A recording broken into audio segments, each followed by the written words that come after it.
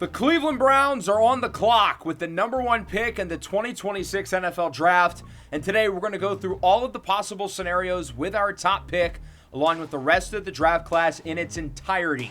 That'll set us up for the draft in the next episode, which, as I mentioned during the free agency episode a couple days ago, the plan is that the draft premiere will be this Wednesday. And that plan has not changed. It will be on Wednesday. Sometime early-ish Wednesday afternoon, I will have a premiere time on the YouTube community tab and in the Discord server, so make sure to keep your eyes and ears open for that. In the last episode, the Ravens won the Super Bowl as we recapped the regular season and the playoffs. We made multiple extensions, most notably a 3-year, $42 deal for tight end David Njoku, who's going to be sticking around. And then in free agency, we rebuilt the offensive line, adding Trent Brown. We brought back Wyatt Teller and Ethan Pocic. And then we added some reinforcements on defense with Quentin Lake, Josh Pascal. And we added Martin Emerson, who was already on the roster but didn't play at all last year with a torn Achilles. So technically, that is a new addition in some ways. We have 2 first-rounders this year, obviously number 1 along with pick 18, and 3 additional selections in the top 100. So we really have a chance to make our mark on this year's draft class. A very talented unit who we've gotten to know throughout the season, whether it's been in prospect profiles in this series, whether it's been going through games across the country in the Virginia Tech dynasty, or watching the college football playoff in full with the Texas Tech Red Raiders, of course, winning the national championship against Alabama.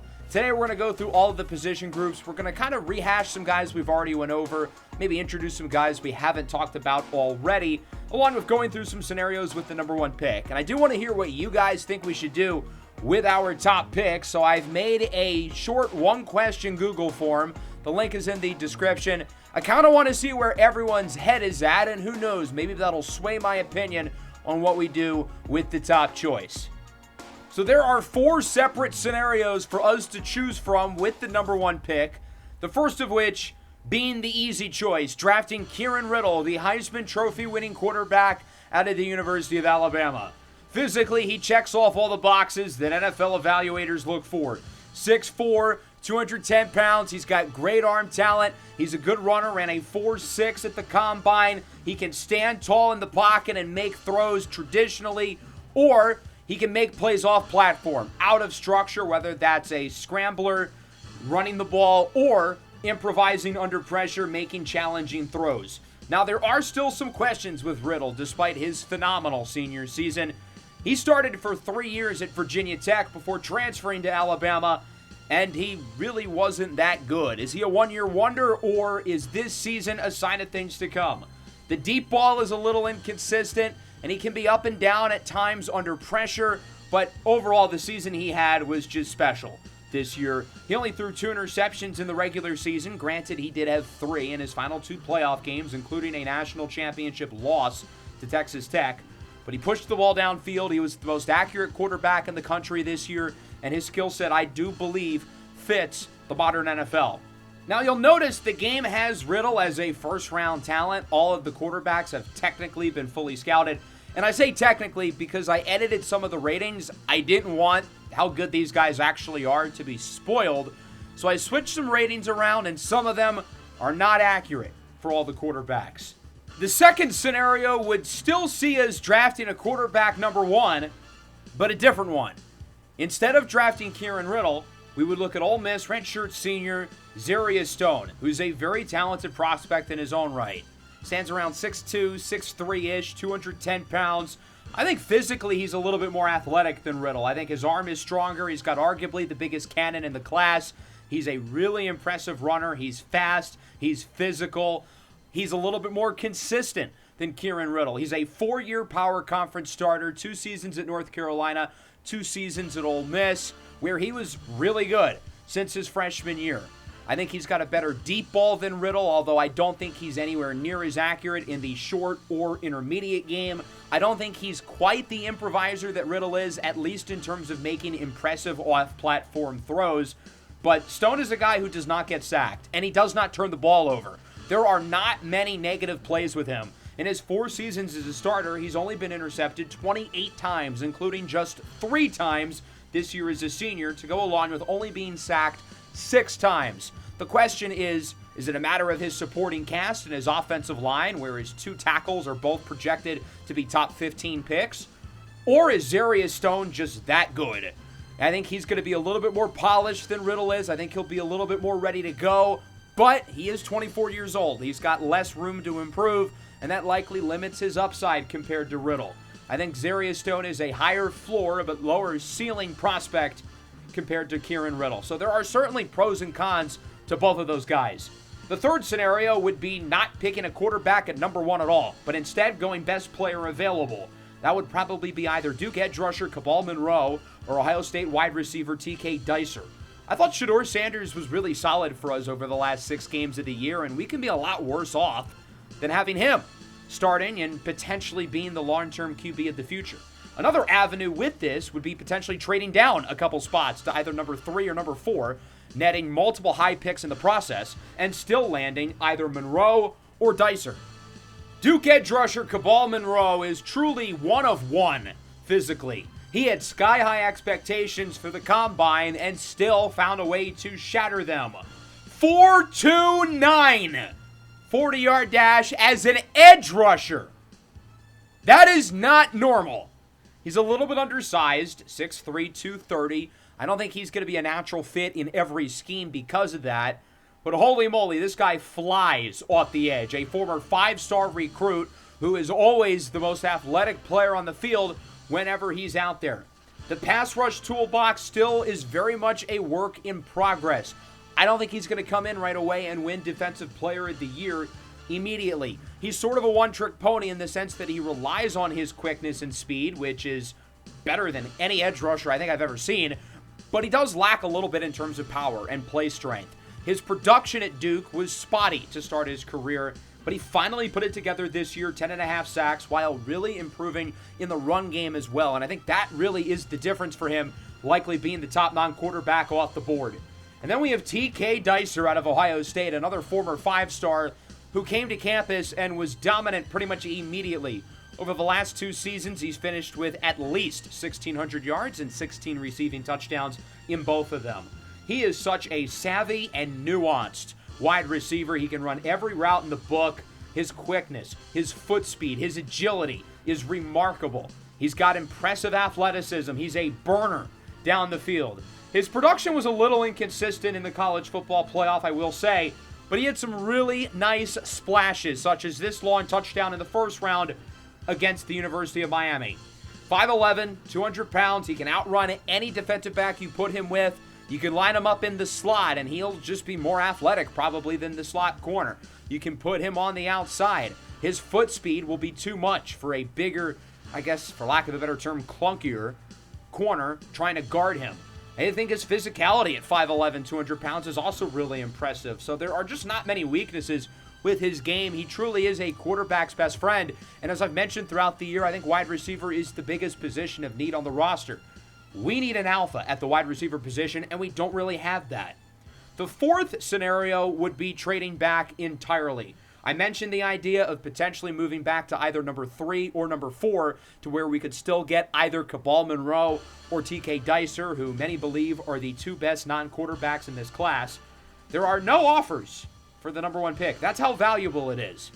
So the Saints have number 3. They would either trade up for Riddle or Stone.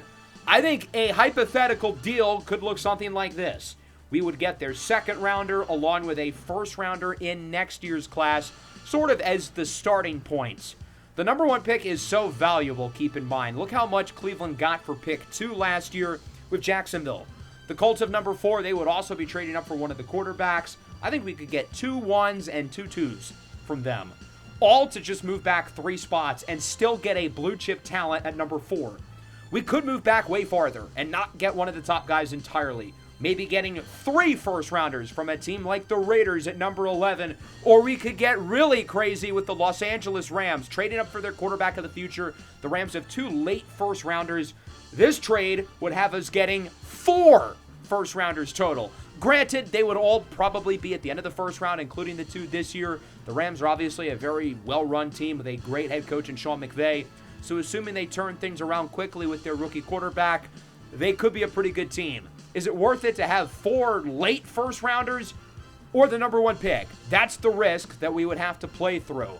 If we do move back or just not pick a QB at number one, the question then becomes, do we pick a quarterback at all? As I mentioned, I'm okay with Shedeur Sanders starting. I thought he was pretty solid for us during the final 6 games of the season, but he also didn't blow us away, and I don't think he's good enough to stop us from drafting one of these quarterbacks if we are completely in love with them. There are 3 other quarterbacks currently projected to go in the first round. We got to watch all 3 of these guys in the college football playoff, and there were certainly some ups and downs for each of them, a little bit more inconsistent and a little bit more shaky than the top of the crop. We'll start with Brendan Holloway from Notre Dame, who for much of the year was right up there in the conversation for the number one pick with Kieran Riddle and Zarius Stone, but he was not very good in the playoff. In that second-round game against Georgia, he was pitiful. He was missing throws. He looked like a deer in headlights under pressure. He was making incorrect reads and was picked off twice. He just really struggled in that game, but we also cannot take away what he did during the course of the year, especially the first half of the season. I don't think he was that great in the second half of the year, but from games 1 to 6, he was the clear number one projected pick, and I think he's a guy who, with that prior production, certainly still belongs in the first round. Then we get to Isaiah Timp, the lefty from Stanford. 6'2", 200 pounds. I like Timp's game a lot. He's one of the best rushing quarterbacks in the class.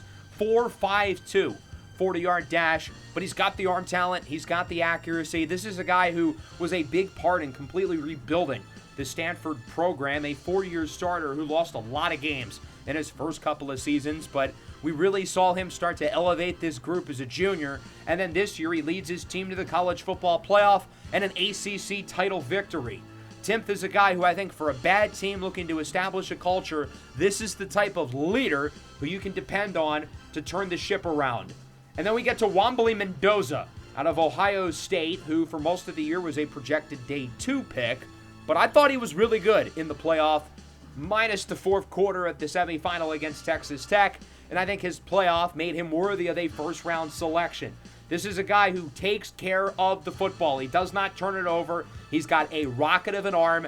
Accuracy's a little spotty, though. That's why he's lower than some of these other guys. The accuracy is not great.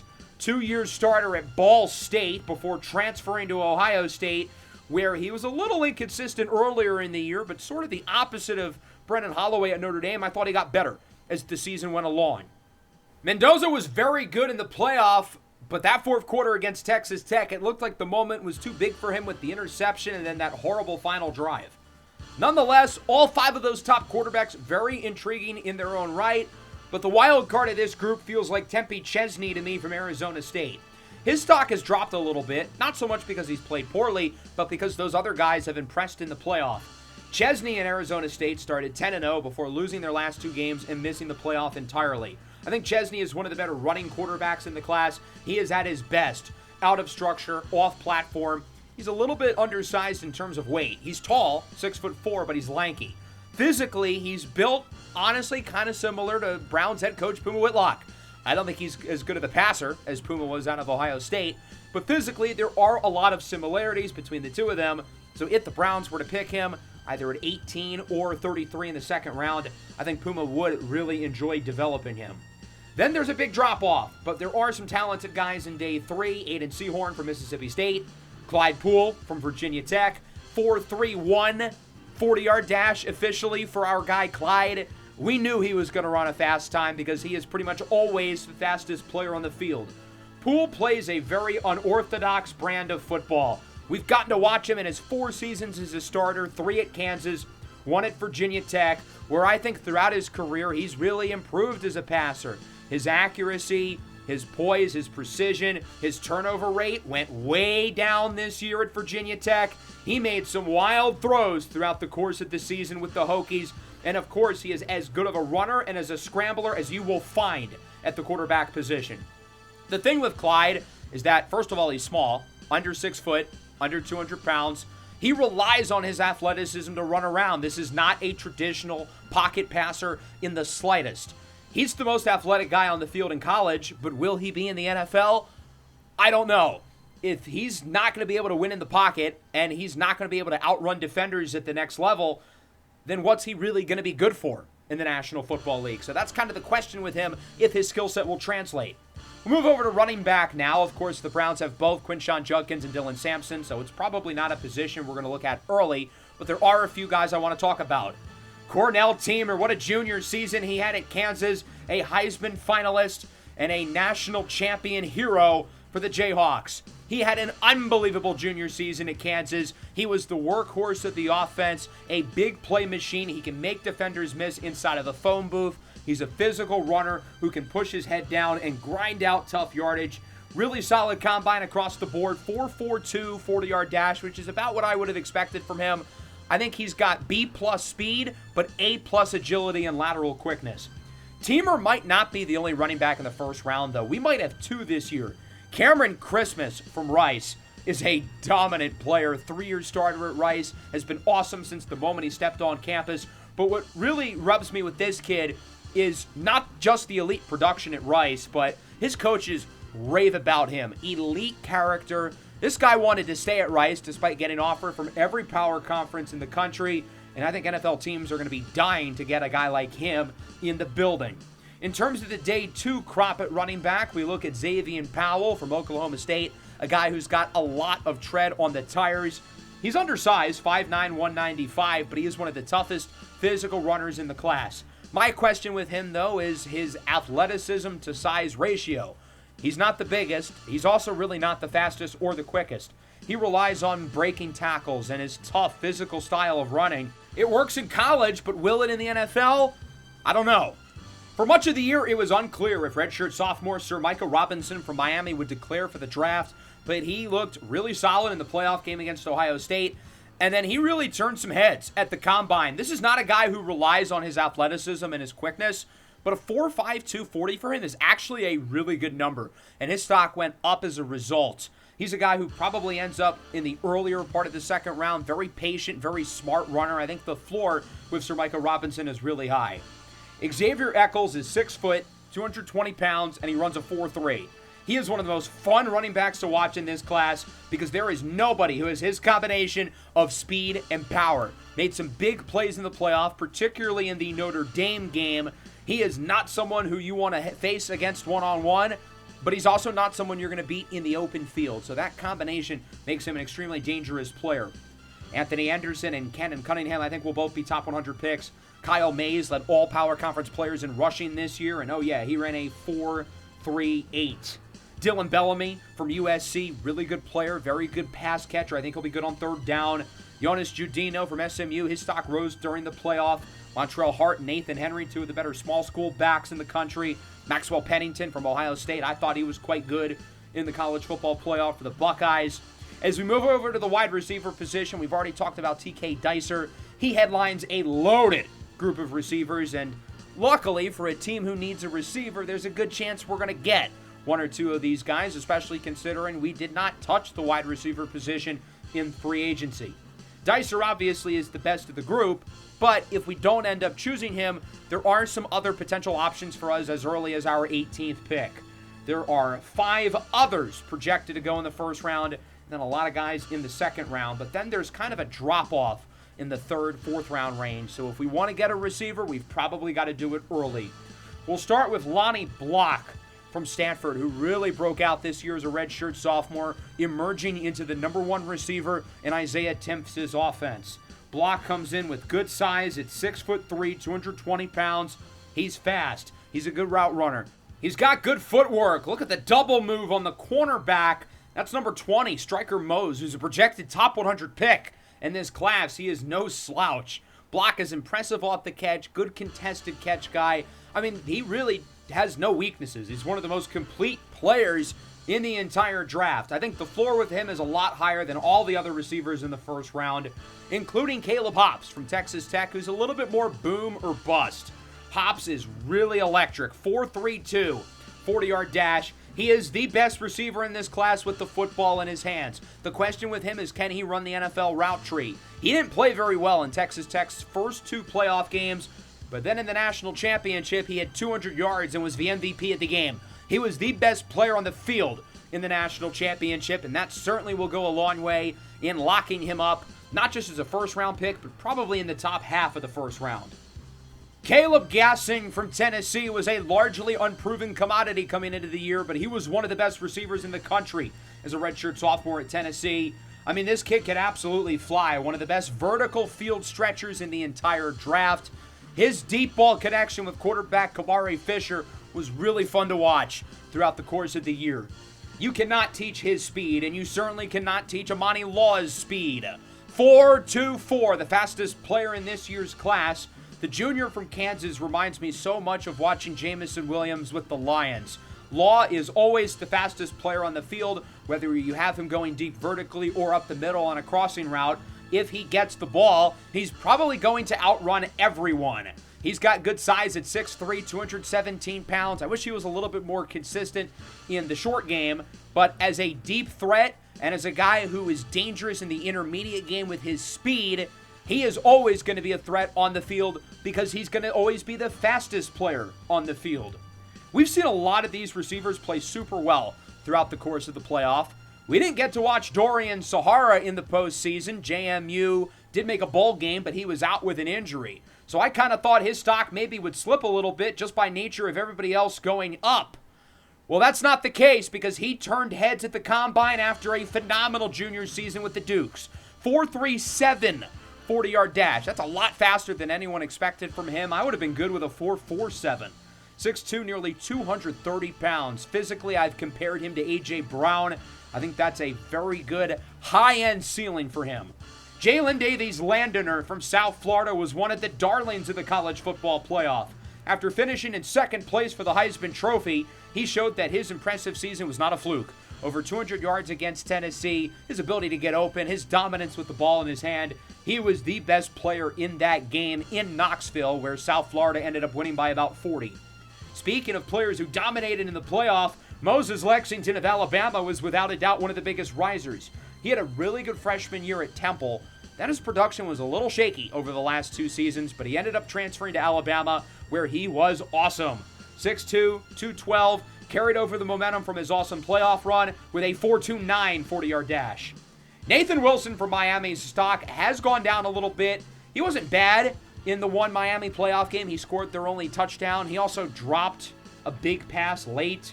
A running back wide receiver hybrid. He ran for 1,500 yards just a year ago, but with the addition of Sir Micah Robinson in the portal, they've used Wilson more as a receiver where he's excelled, and I think his versatility will make him a really fun player. Eli Drake from USC. They call him the Slim Reaper. 6'3", 180 pounds. Another one of the fastest players in this class. A dynamic deep threat who I just wish was a little bit more consistent in terms of the hands, in terms of the route running, but he can absolutely fly. Jordan Newton from Texas Tech, 6'5", 214 pounds. He's a really good contested catch guy given his size, but he can be more than that. He's someone who can get open at every area of the field. He played really well in Texas Tech's first playoff game against USF, but kind of struggled in the last 2. Obviously, they won the national championship, so it worked out. But I didn't think he was that good in either the semifinal game against Ohio State or the championship against Alabama. Jamari Kane Cervantes from Akron. He's tall, physical, really good player. Trey Lawson from Alabama was very impressive in the playoff. He is the all-time leader in Alabama receiving for a career, so you're probably wondering why he's slated to go in the 3rd round, because his stock did go up with a good playoff run, but there are some medical question marks. Doctors didn't love what they saw at the Combine, so that could push his stock back a little bit. After Lawson, this is where there's a tier gap. There's only 2 other guys projected to go in the top 75 picks. Quintavion Burdett from Ole Miss and Rayleigh Wingo from Texas. There are some names to watch out for, though, in day 3. Sage Moore from San Diego State. Ja'Kai Beach from Oklahoma State tested well at the Combine. Ryan Rogers from Michigan State, one of the new additions to the class, ran a 4.39. P.J. McCarley from SMU. He was their 5th receiver, but SMU went 5 deep at receiver. All those guys contributed. Antonio Penwell from Tennessee. Jontre Hickson from Virginia Tech only ran a 4.61. I wasn't expecting a super fast time from Hickson. That's not really his game. He's more of a efficient route runner, good hands, just reliable, steady, high-floor guy who's probably never going to be a star per se. 4 projected top 100 picks at tight end. The top of the group is David Nzegwu from Michigan State. good athlete, really good receiving production this year. I think he's a solid blocker as well. I think he's really the most well-rounded tight end in this class. His game is very complete, whereas a lot of the other guys here, they have maybe bigger strengths than Nzegwu does, but certainly bigger weaknesses as well. I think he's definitely the highest floor tight end here. You'll be able to keep him on the field in any situation because he's good in the run game, but he can also get open and make plays as a pass catcher. Dube Bekonen from Florida, super athletic, but a little bit rough around the edges. Terrence Flowers from Notre Dame, one of the big risers, especially in the college football playoff, where he ended up getting over 100 yards in both of Notre Dame's playoff games. He was the go-to guy for quarterback Brennan Holloway. Missed some time with an injury this year, but was arguably their most consistent pass catcher when he was healthy. And then in the playoff, against two really good defenses, he was open practically every play. He was uncoverable against Georgia and Ole Miss. Dallas Addington, high floor player from Alabama. I think he's going to be a safe pick. Isaiah Lamore, former Jayhawk. Bradley McPhee was the top projected tight end in this class, but his stock dipped a lot.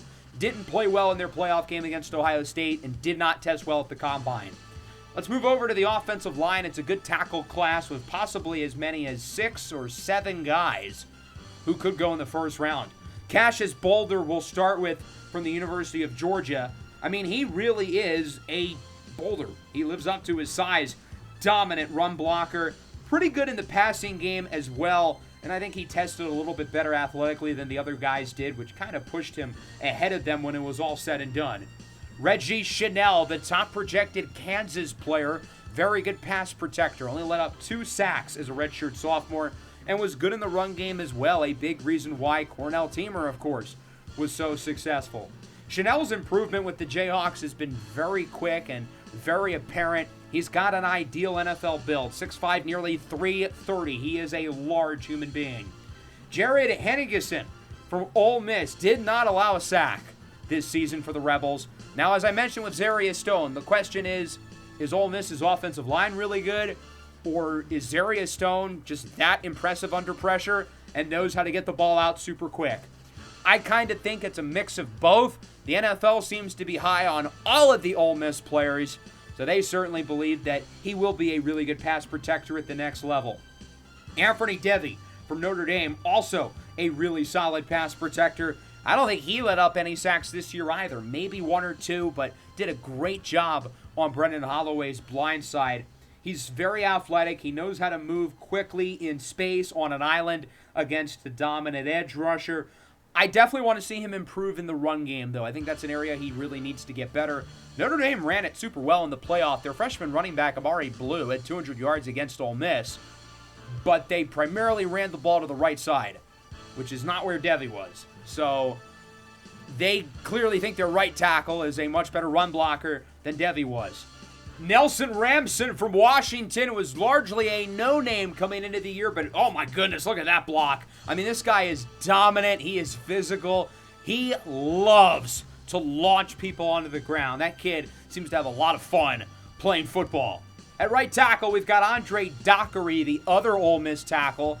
The question with him is the exact same with Jared Hennigerson, the left tackle. Is he really good, or is his quarterback just perfect under pressure?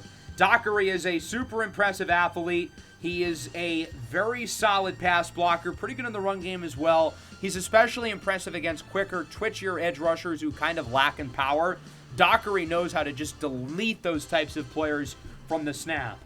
Adrian Pena from Miami is a guy who has been projected in the first round throughout the course of the year. I thought he was a little disappointing this year as a redshirt junior, but still overall a good player. Raiden Capizzi from USC, only 20, super young. Quincy Ahedebo from Penn State was one of the biggest overall winners of the Combine, went from a midday 3 guy to a midday 2 pick. This was supposed to be a really good guard class, but 2 of the very best guards in the class, Perfection Winton from Alabama, who could have been a first rounder, and Maurice Shiroga, a projected second rounder from Georgia, both not only decided to stay in school, but they both entered the transfer portal. So neither of them are in the class anymore, which puts the top guys like Elijah Bada probably a little bit higher than they would have otherwise. There are less guards down the board, so somebody might want to pick one earlier. Bada is one of the best pass blockers regardless of offensive line position in the entire draft. I think the floor is really, really high. Tristan Risen from Iowa, good player in his own right. Hakeem Fayasago from Georgia, I thought was pretty good in the playoff. The thing about Elijah Bada that's interesting, though, is that he might not even be the top tackle from his own school off the board. Jonah Ritter, the right tackle from Tennessee, is really the only guy in this class who I think can truly hold a candle to Elijah Bada's pass protection. I mean, those two guys in the middle of the Tennessee defensive line eliminated defensive tackles throughout the course of games. He's super young, only 21. I think the sky really is the limit. Branson Lighton Markland from Ohio State missed part of the year. This offense was so good, though, with him healthy. I thought he was great in the playoff, especially in the USC game. He had some crazy blocks in that one. After that, though, there's a noticeable depth gap. That's where Maurice Stroga from Georgia would have been, but he's transferring to Miami. You've got Burton Blackburn from NC State. He could easily rise into the top 100 now.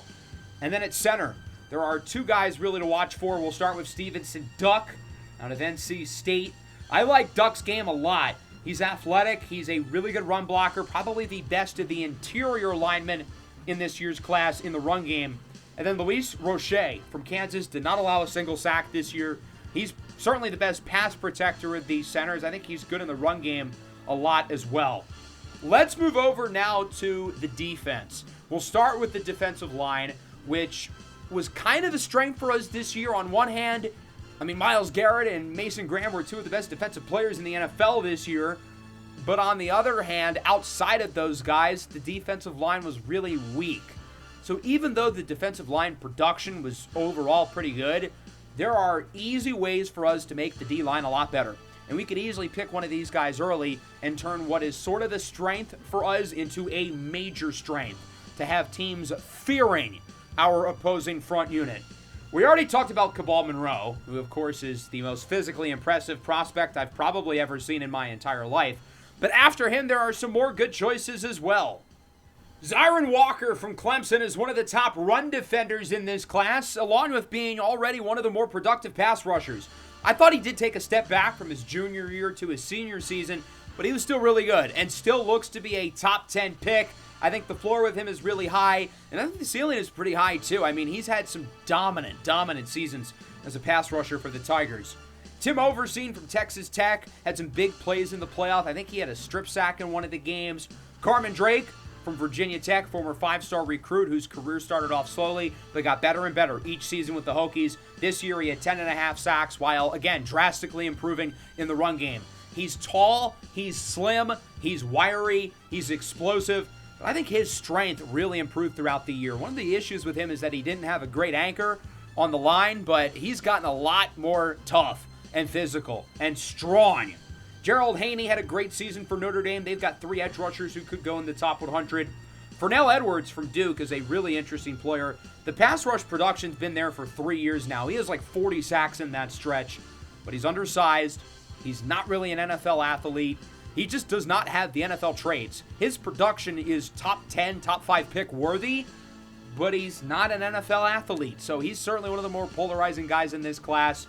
As we move over to the left side, Stephon Battle from Georgia. He had a few really impressive plays in the Notre Dame game in the second round.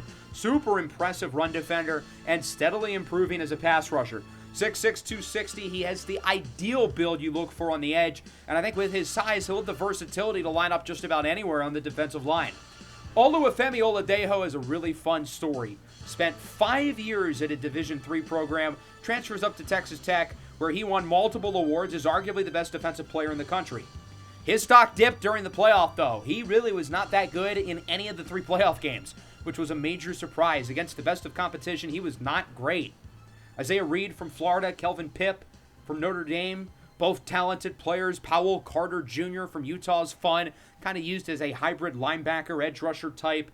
And then shout out Jensen Diglio of Virginia Tech as we move over to defensive tackle. Very top heavy. Of the 4 defensive tackles projected to go in the first 2 rounds, all of them are projected to go in the top half of round 1. And as you'll notice in the final mock draft, all 4 of them go in the top 10.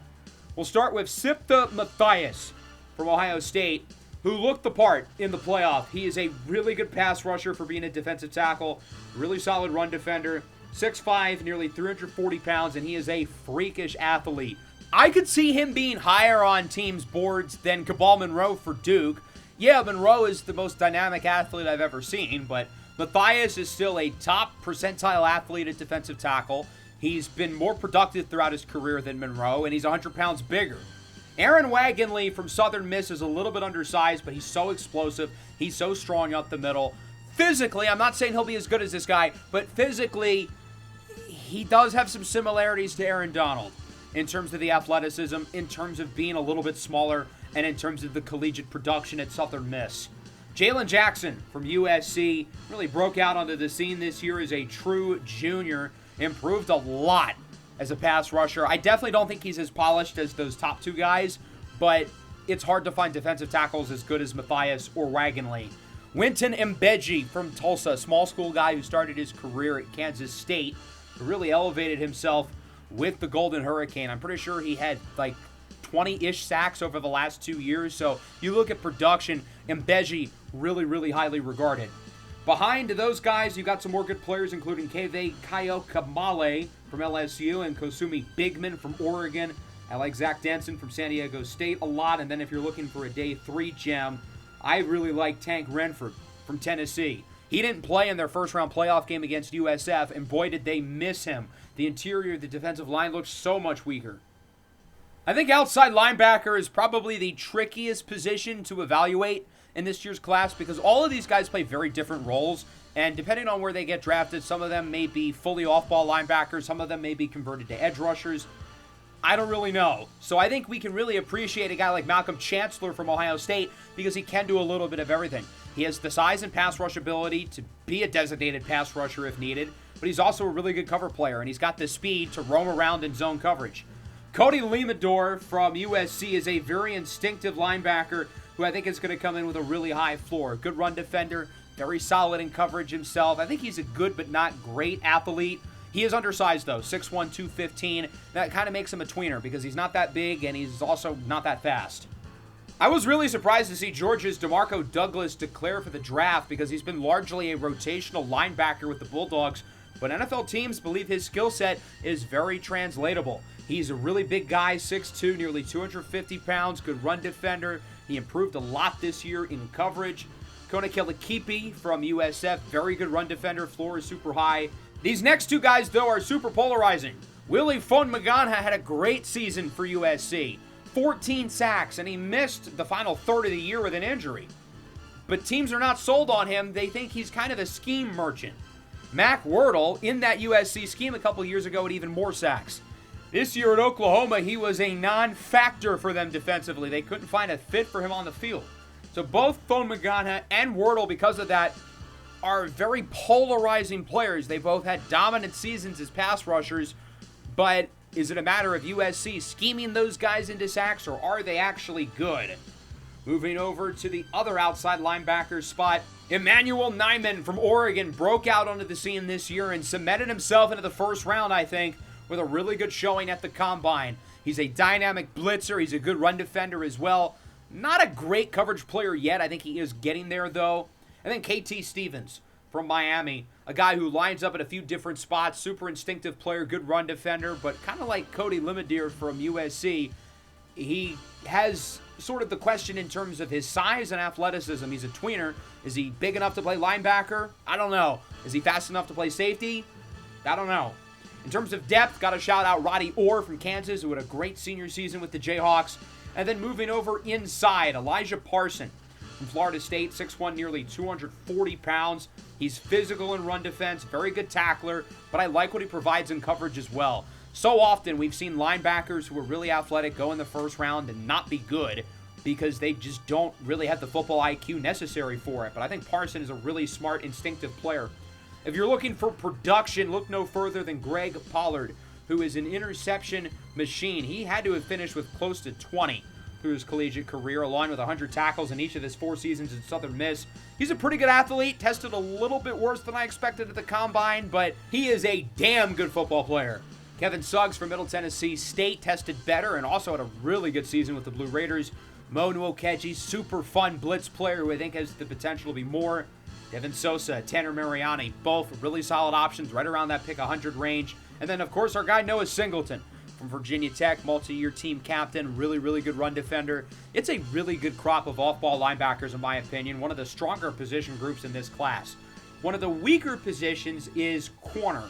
luckily, we're pretty good at corner with Denzel Ward, Greg Newsome, Martin Emerson. I certainly would not mind adding another one, probably not super early in the draft, but maybe a little later on. There's only one currently slated to go in the first round, but there's a lot of depth behind him. You've got 4 guys in the second round, 6 or 7 in the third, so there are plenty of choices. Really, day 2 of the draft being the sweet spot, in my opinion, for the corners.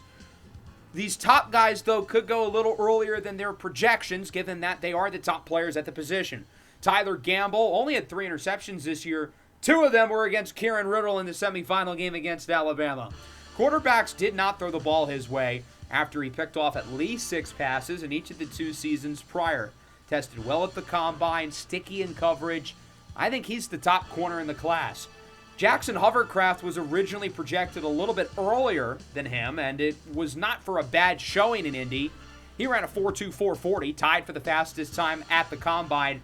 Teams did not love the interviews from him, and he's already a raw player to begin with. His coverage technique is not very good for a player projected as highly as him. The ceiling, though, with his size at 6 foot 220 pounds, is really exciting. Lorenzo Hilton is 6'3". Really consistent cover corner this year. We didn't say his name much in the Georgia playoff games because he was really good for the most part, minus a couple of bad reps against Trey Lawson in Alabama. Chance Roller from Michigan, a little undersized, 5'11", 205, did not go to the combine. I don't really know why. Teams are a little confused by that. He's not a great athlete to begin with, so maybe that could have been it. Nathan Dawsey of Louisville, the Jim Thorpe Award winner. I think he's going to be a really good pro at the next level. He's just so instinctive, so aware of the ball. Former 2-star recruit who has grinded his way to becoming one of the top defensive backs in college football. Lamont Johnson from Pitt, I think, is a good player. He did struggle, though, against Nazir Ismail this year, but multiple corners in this class struggled against him. Corian Bath, 4.27, 40-yard dash at Missouri. The cornerback play at the combine was very mixed. Striker Mose only ran a 4.61. Granted, he's not particularly fast. Isaiah Barnett, 4.31. Gavin Gaines, 4.34. Shout out the Clemson boys. But then Quantavius Landers didn't show. Like Chance Roller, he also did not go to the combine. Landers, a former 5-star recruit, was thrusted into the starting lineup as a true freshman and was not very good for the Jayhawks. But he got a lot better as his career went along. More consistent in coverage, better ball skills. I think teams are going to like the linear development that he has shown.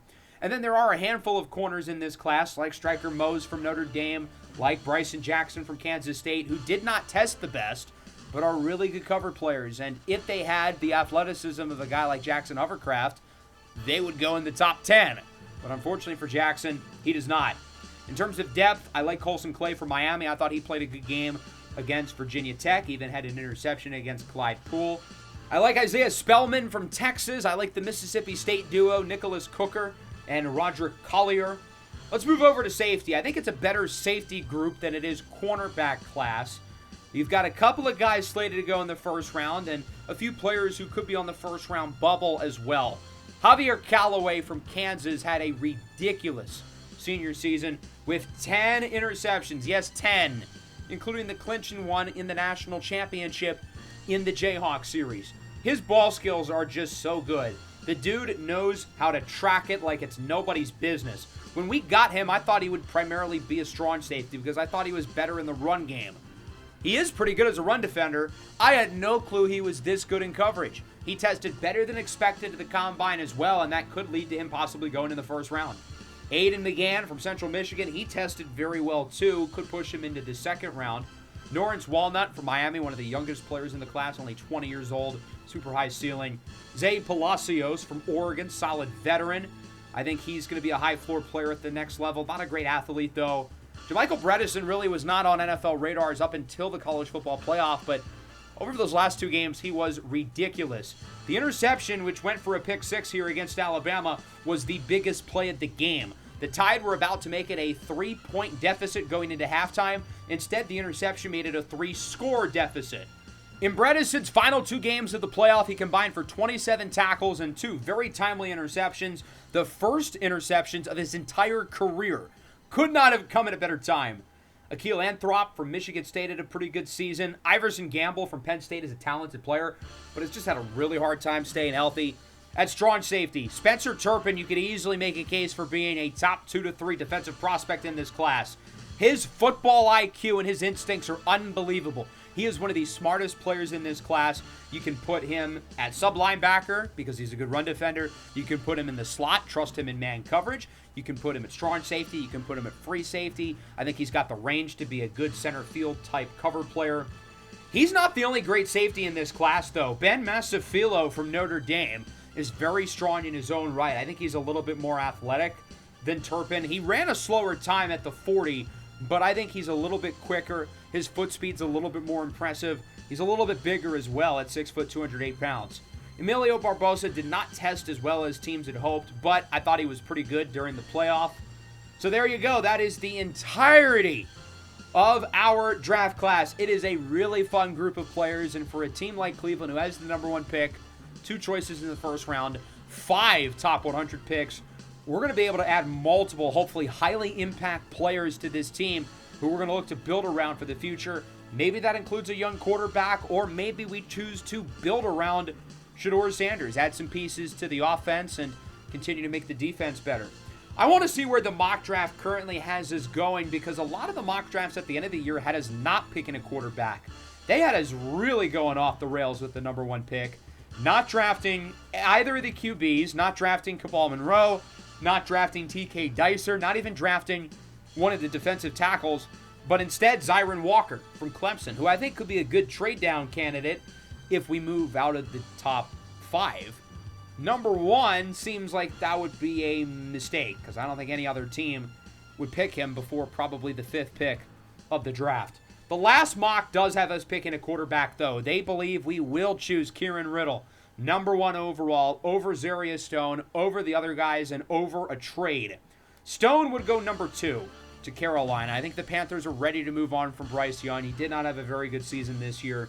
The Saints and the Colts are certainly trade-up candidates, though. They both want QBs, and by picking at 3 and 4, they kind of lose the game of quarterback musical chairs because us and Carolina are ahead of them. Minnesota at 5 picks Dicer, while it is worth noting that Zyron Walker seems to go ahead of Cabal Monroe in every mock draft. I don't know why.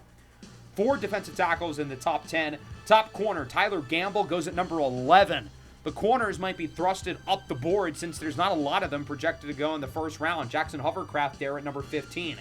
He even goes before the second receiver, which would really surprise me, that being Lonnie Block to the Bucks. I don't know why the Bucks would pick another wide receiver. And then they have us picking the 3rd receiver off the board, Caleb Hobbs from Texas Tech, after his dominant national championship performance against Kieran Riddle in Alabama. They believe we will have Hobbs catching passes from Alabama QB Kieran Riddle. Brennan Holloway, the 3rd quarterback off the board, goes to the Rams. Isaiah Tim, the 4th quarterback off the board, also goes to the Rams. Well, I guess they would get doubled the chance of hitting on their QB. I mean, that's one way to choose to look at it. Nonetheless, that'll wrap up the episode. Next time around is our big day, the 2026 NFL Draft. The Cleveland Browns on the clock with the number 1 pick. Again, don't forget to fill out the short 1-question Google form in the description. I'm excited to hear what you guys have to say. Let me know who you think we should draft down below in the comments. What players caught your eye? What positions do you think we need to focus on? What type of trades should we potentially consider, whether that's moving down or even possibly moving up as well? You guys know I love to dance around the draft board whenever I can. So again, that'll wrap it up. Hope everyone enjoyed. Make sure to leave a like, subscribe. Don't forget to hit the hype button as well. Peace out.